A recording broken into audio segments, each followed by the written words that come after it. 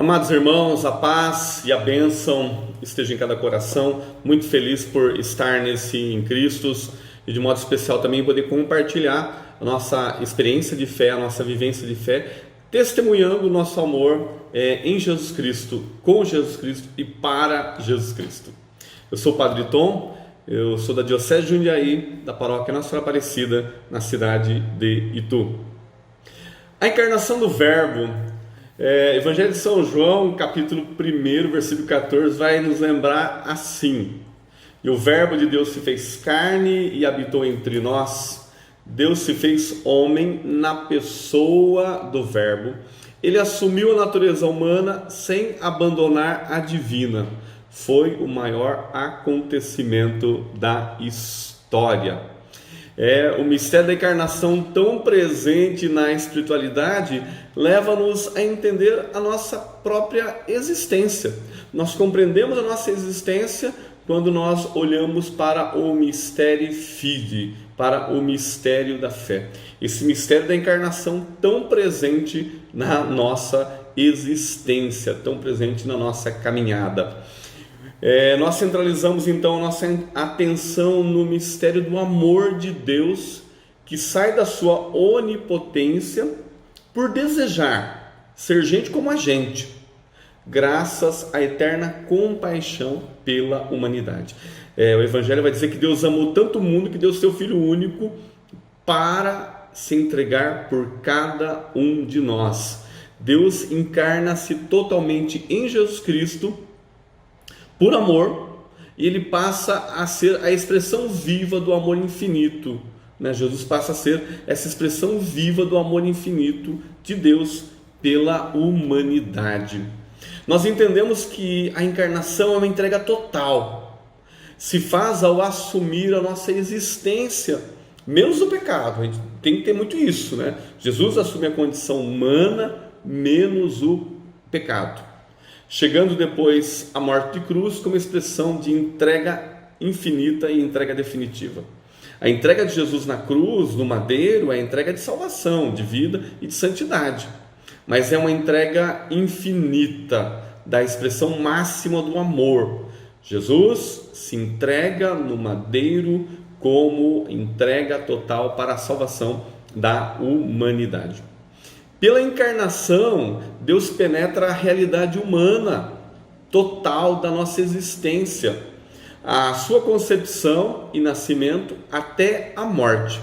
Então, Jesus, da concepção, seu nascimento até a morte, nós entendemos que foi, pela sua encarnação, uma penetração. Ele é engendrado como o Filho único, unigênito, que assume a condição humana e doa-se inteiramente, o Logos inteiramente, para nos salvar, para nos dar vida e nos dar santidade. A encarnação do Verbo é a entrada de Deus como recriação do ser humano em Jesus Cristo. Porque se Deus nos criou de uma forma admirável, mais admiravelmente Ele ainda estabeleceu uma nova dignidade ao ser humano, em filhos e filhas de Deus, em Jesus Cristo. Com a vinda do Senhor, há um reestabelecimento digno para a humanidade. Aquele que é digno nos torna dignos, nos dá dignidade. Quando nós olhamos para a Escritura e vemos ali na carta aos Colossenses, de modo especial o hino aos Colossenses, né, o capítulo 1, versículo 15, nós vamos ver ali a descrição da encarnação. Jesus Cristo é a imagem de Deus invisível, de modo que Ele é o homem perfeito que restituiu aos filhos de Adão a semelhança divina, que estava deformada pelo primeiro pecado da desobediência. Por isso a nossa natureza foi assumida por Cristo, de modo que ela foi elevada à sublimidade, à divindade. Nós somos elevados à categoria de filhos de Deus pela natureza assumida de Cristo. Quando Cristo se encarna no seio da Virgem Maria, Ele nos dá a dignidade para sermos chamados também nele filhos de Deus. Ele é o Filho único e nós somos filhos de Deus em Jesus Cristo, na pessoa do Verbo encarnado. Sendo assim, o que nós enxergamos, né? Qual é o valor da encarnação? A encarnação do Verbo de Jesus Cristo fez a união de cada homem a cada ser humano. Então, a encarnação de Jesus Cristo torna todos os homens unidos a cada ser humano. O Senhor trabalhou com mãos humanas, Jesus trabalhou com mãos humanas, ele pensou com inteligência humana, ele teve vontades humanas em todas as suas necessidades, e ele amou com um coração humano. Até para os cristãos católicos há uma devoção, né, ao Sagrado Coração de Jesus, onde nós queremos amar a humanidade, amar todos os seres humanos com o coração de Jesus. Ele até diz, né, que o meu coração seja semelhante ao vosso, Senhor. Então nós entendemos que isso é muito bonito, né? Jesus assume todas as características humanas, isso é muito lindo, porque ele nasce da Virgem Maria, se torna igual a cada um de nós. A gente tem que salientar isso. Jesus se torna igual a cada um de nós, exceto no pecado. Então, a nossa condição de humanos, nossa textura humana, mas com a exceção do pecado, que é a abominação para toda a humanidade. Nós também declaramos Jesus como o Cordeiro sem mancha. Ele foi o Cordeiro inocente que lavou os nossos pecados e os pecados de toda a humanidade. O seu sacrifício na cruz foi dado por todos e para todos, né? Na oração eucarística nós dizemos, né, tomai todos e comei, fazer isso em memória de todos, né? Então a memória do sacrifício do Calvário é para todos, né? Em Jesus nós encontramos a reconciliação. Deus reconciliou uns com os outros, arrancou-nos da escravidão, do pecado, das garras do demônio. Jesus sofreu por nós para que nós o sigamos. O Verbo encarnado torna-se para nós o reflexo do amor, o itinerário para a nossa vida futura, e que nós o sigamos na sua totalidade. Jesus abre um caminho novo, o Verbo encarnado abre um caminho novo para que a vida e a morte sejam santificadas e recebam um novo sentido. Quando estamos em Cristo, somos novas criaturas, né? O Verbo encarnado faz nova todas as coisas. A encarnação também apresenta a imagem do Filho, né? Nós temos a dimensão de Deus Pai Todo-Poderoso, e a encarnação vai nos apresentar a imagem do Filho. Os cristãos, sendo imagem do Filho, que é o primogênito entre a multidão dos irmãos, recebe as primícias do Espírito, Romanos 8:23, que o tornam capaz também de cumprir a lei do amor. Em Cristo, o mistério do ser humano encontra valor, paz e também encontra amor, porque Jesus, ele tornou-se um de nós, menos no pecado, nos dando a qualidade de sermos filhos de Deus para todo o sempre. A encarnação do Verbo de Deus também traz a salvação. O Verbo de Deus fez-se homem para todos e salvar a todos. E para recapitular, há um documento da igreja, Gaudium et Spes, no número 45, ela diz assim que Cristo é alfa e ômega, o princípio e o fim de todas as coisas. A mesma vertente está lá no livro do Apocalipse. O Senhor Jesus é o fim da história humana. Ele é o ponto culminante das aspirações das civilizações. Ele é o centro do gênero humano, a alegria de todos os corações, a plenitude de todos os desejos. Por isso, com a encarnação, o Pai também o ressuscita dos mortos, colocando-o à direita e estabelecendo como o juiz dos vivos e dos mortos. O Senhor mesmo diz, né? Eis que venho em breve, trazendo comigo a minha recompensa, para dar a cada um segundo as suas obras. Eu sou o Alfa e o Ômega, o primeiro e o último, o começo e o fim. Apocalipse, capítulo 22, versículo 12 e versículo 13. Ele vem em breve. Veio, se encarnou, assumiu a nossa condição, nos deu total plenitude da sua graça e nos entrega o itinerário final de nos encontrar no juízo. Podemos concluir, se assim podemos dizer, né, que como a consequência da encarnação é que Deus se faz carne a fim de que o nosso ser, o nosso ente, fosse divinizado. Vamos lá. Ele se fez homem para que nos tornássemos divinos. Há um pai da igreja, Atanásio, que vai dizer que a encarnação nos torna divinos. A história ganha um novo valor definitivo. A história da humanidade ganha um novo valor definitivo, um valor infinito.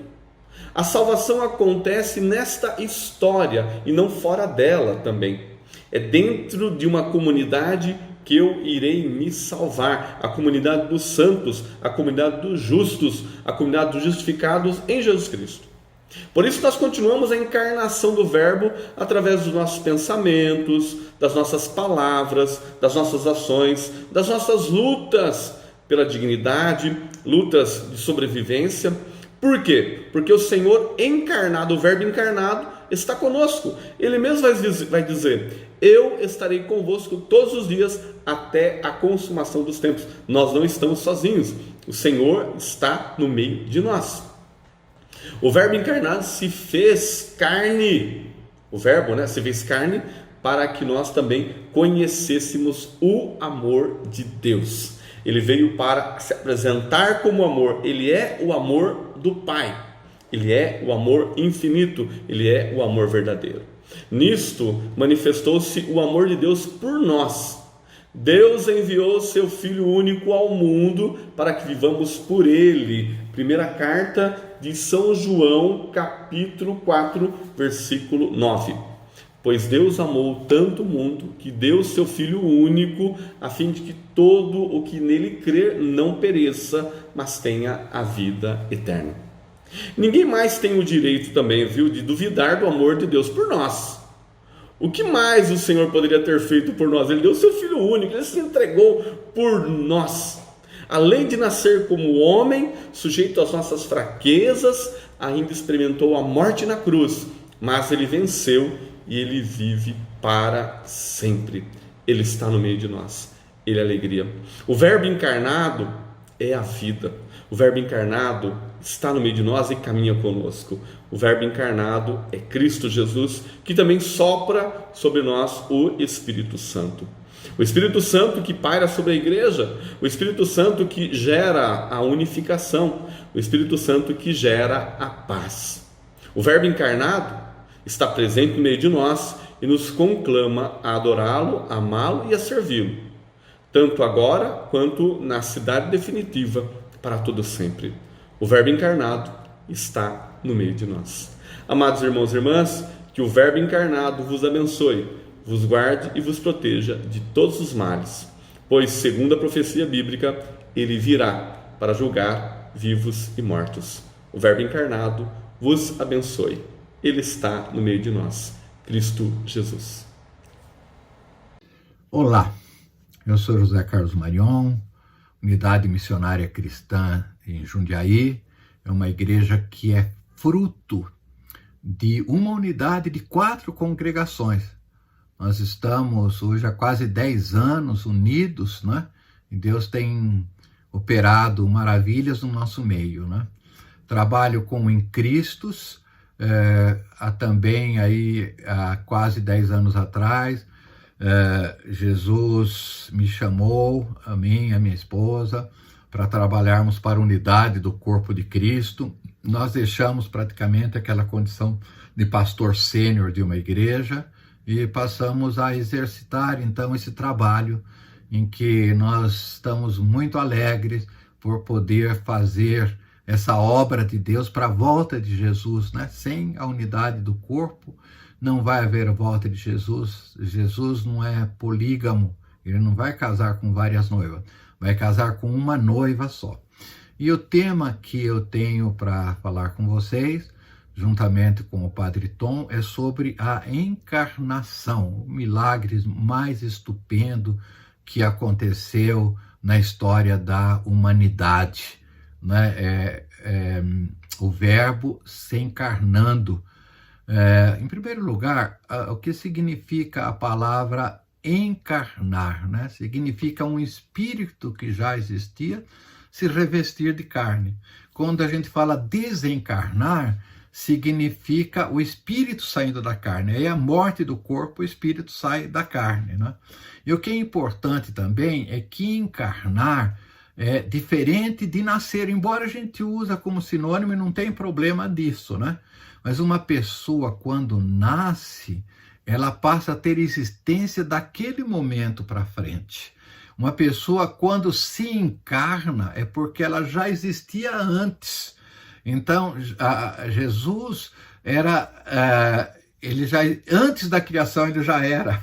Então, ele recebe, ele é encarnado, e com isso, ele passa a ser Deus introduzido no meio da sua criação.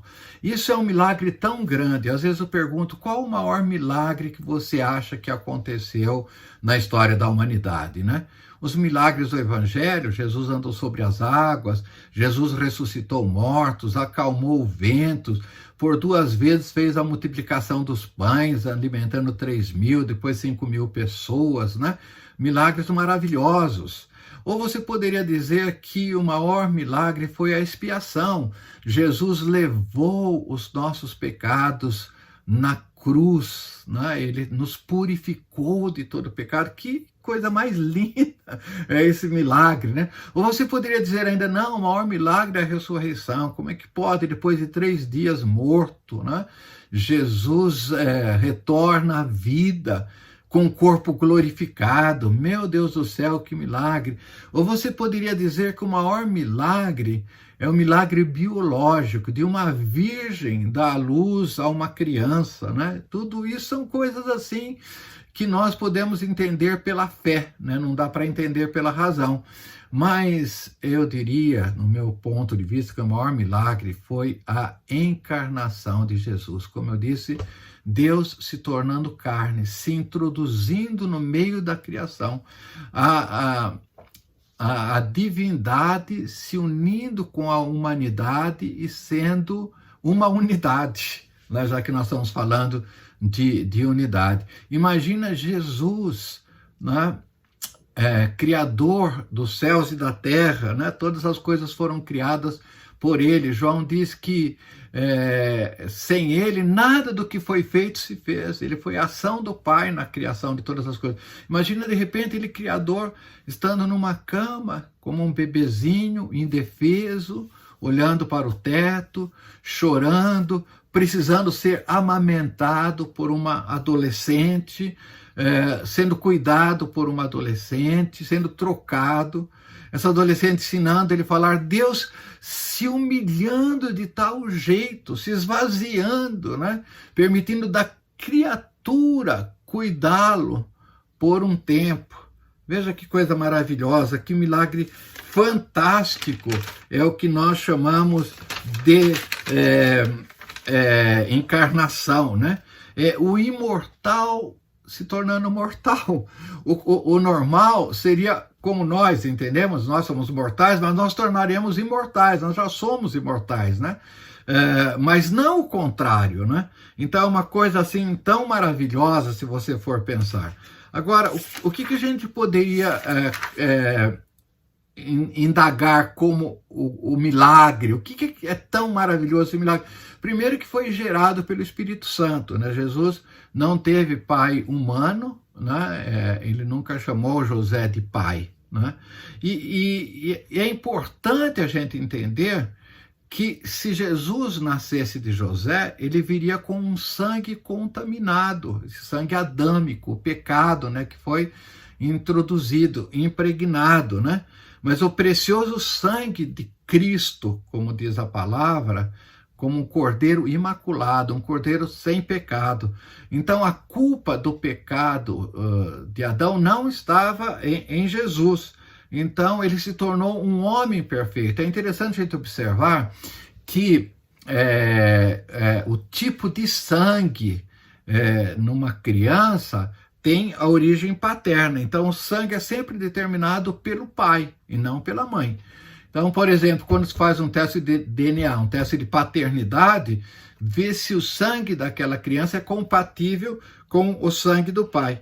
Então, o sangue de Jesus, né, que correu, era um sangue perfeito. Veja, nós não temos nenhuma informação que Jesus algum dia ficou doente, porque era um sangue que não estava contaminado, então ele não estava sujeito a ficar doente, né? Exatamente, se ele pecasse, ele estaria ficando doente, porque a doença, ela entra pelo pecado no mundo, né? Então o sangue de Jesus não é contaminado, então Jesus começa uma raça nova, por isso que ele chama de segundo Adão, né? Existe um primeiro Adão, que através dele foi introduzido o pecado. Agora, através de Jesus vem uma raça sem pecado. Ele nos tira todo o pecado, né? Ele tira o pecado do mundo. Então, quem está em Jesus está sem pecado. Então, ele foi encarnado, né? Quem que foi encarnado? A gente está falando que foi Jesus, mas como é que a Bíblia mostra isso? A palavra mostra como o Verbo. O Verbo é a expressão do poder e ação de Deus. Então, o Verbo de Deus agindo, a palavra agindo no mundo, né? A palavra de Deus se tornou homem, morou no meio de nós.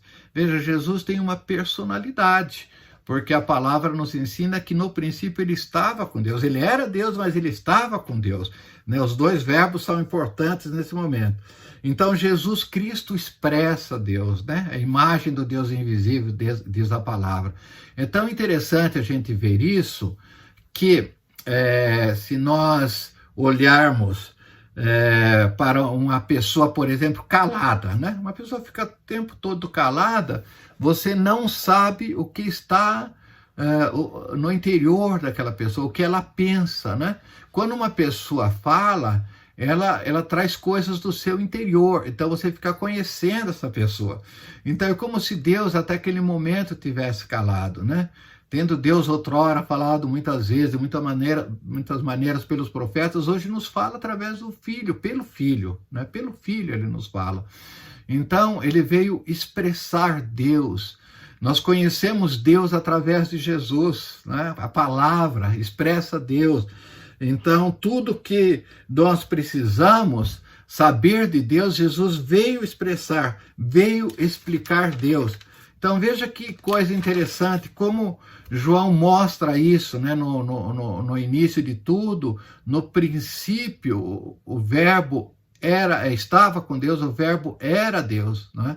Então o verbo desde o princípio. Isso é interessante, que esse princípio que João fala em capítulo 1, verso 1, ele está se referindo que Jesus era eterno, né? Que Jesus é eterno. Então, é diferente da palavra princípio que aparece em Gênesis 1:1.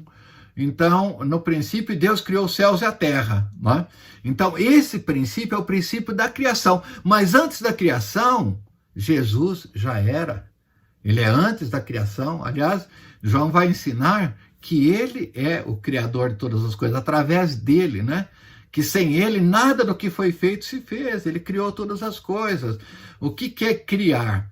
É chamar as coisas que não existem à existência. Então, ele é a palavra que chamou a luz, trouxe à existência as coisas que não existiam.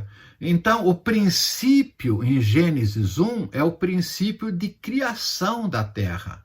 Então, a partir da Terra e do universo, né? Então, aí houve o movimento de rotação da Terra, o movimento de translação. Aí o movimento de rotação significa 24 horas, né? E o movimento de translação, 1 ano. Então, se criou o Cronos. Então, até então, não existia o tempo. Então, com a criação, mas antes da criação do tempo, Jesus já era. Eu chamo isso de uma eternidade passada, né? Hoje nós vivemos uma eternidade presente. Por que uma eternidade? Porque nós não sabemos o começo, não existe, Deus é eterno, né? E essa eternidade presente vai ser para sempre, né? Vai ser uma eternidade para sempre. Então isso é maravilhoso, a gente imaginar que o verbo existia antes das coisas criadas. Então imagina que coisa tremenda ele se fazer criatura no meio de nós, né? Se fazer homem no meio de nós. Então o verbo criando, o agente do Pai para criar e executar todas as coisas.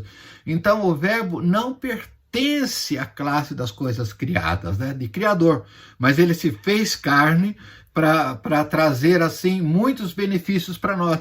Que benefícios são esses? Primeiro, João diz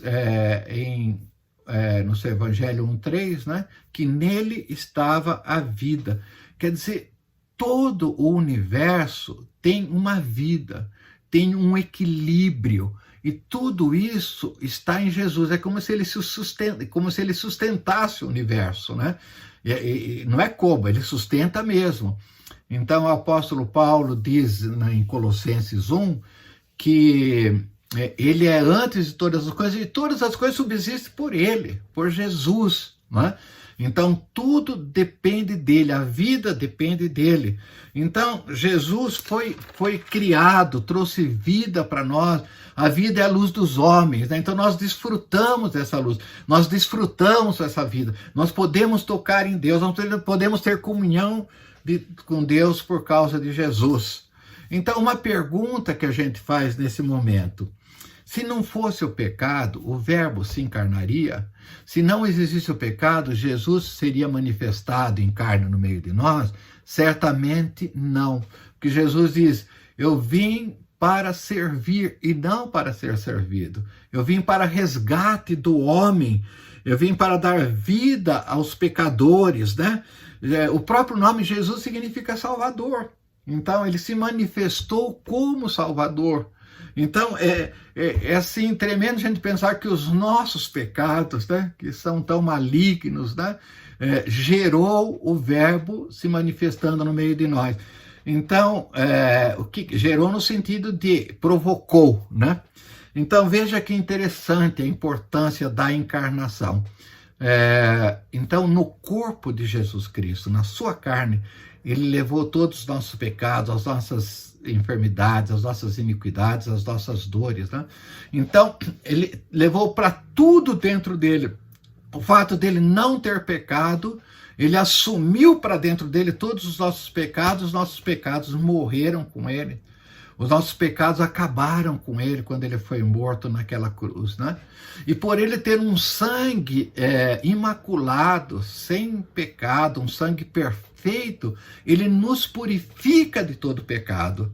Então é importante a gente entender isso, que sem carne, sem sangue, não poderia existir a remissão dos pecados. Mas aí o que acontece? Nós temos nossos pecados perdoados, purificados, mas Jesus precisaria nos dar vida eterna. Isso significa a ressurreição do corpo. Então, sem ressurreição do corpo, também não haveria vida eterna. Então, por essas afirmações, nós podemos entender a grandeza da encarnação de Jesus, o maior milagre de todos os milagres que aconteceu. Que Deus abençoe a todos. Obrigado.